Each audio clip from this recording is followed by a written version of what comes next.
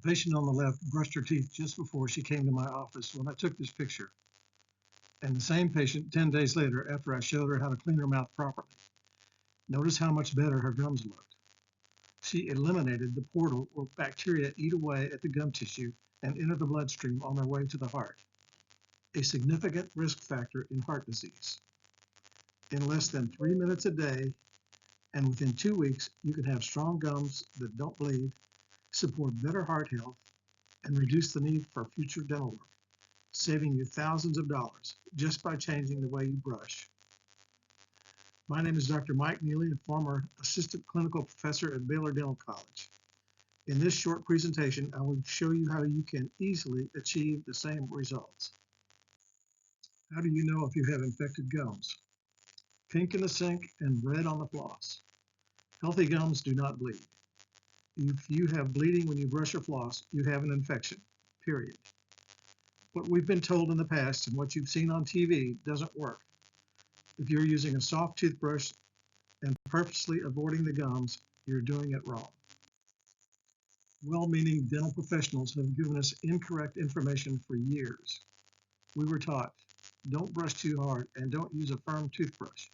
It will cause gum recession and create notches in your teeth. This is false. The truth is that a toothbrush cannot cut through enamel, and a soft toothbrush does not get the job done. Here's where this old idea of brushing too hard came from. You can see why someone might come to this conclusion. But only 2 of the teeth are affected. The adjacent teeth are perfect, no notches. And besides, you don't see bruising or lacerations on the gums. If a toothbrush could cut through tooth enamel, you would see this on the tops of the teeth, the biting surfaces. I've never seen this in 40 years. Question: if your gums bleed when you brush, were the nylon bristles too sharp, or were your gums too weak? You cannot do damage to your teeth or gums with a toothbrush when they're healthy. What you're seeing here is caused by erosion and not by a toothbrush.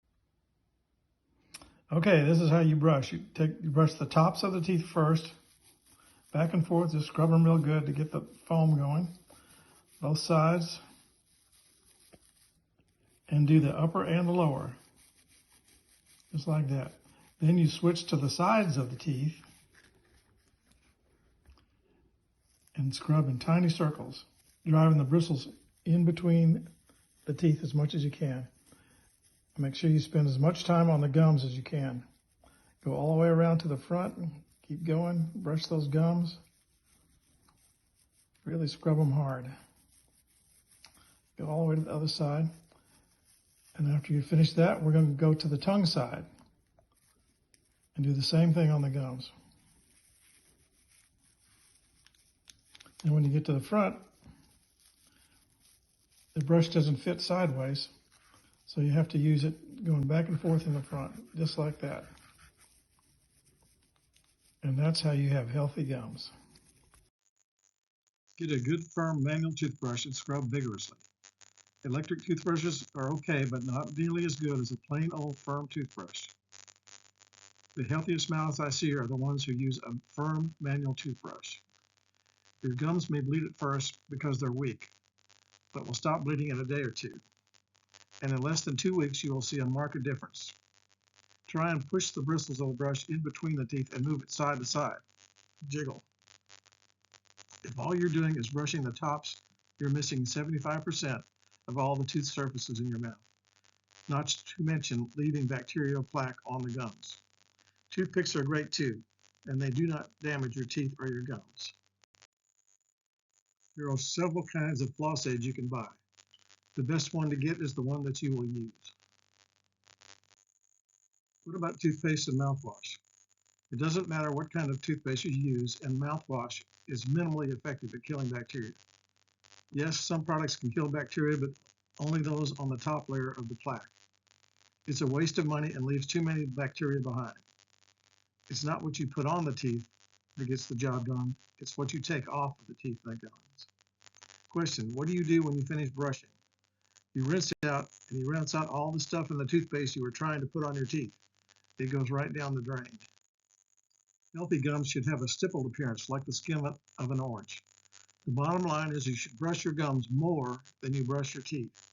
Let me say that again. Brush your gums more than you brush your teeth, on the tongue side and the cheek side.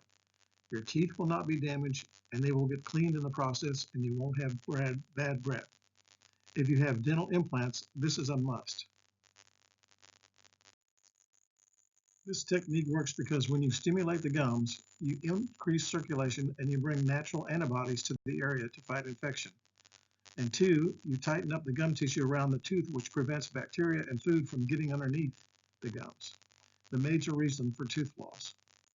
These pictures were taken just 10 days apart, and before she had her teeth cleaned by the hygienist. No bleeding, no infection. What we're suggesting is not a substitute for getting your teeth cleaned, but an important first step. You can have gums of steel, save thousands of dollars in dental bills, and help protect your heart. Thanks for watching.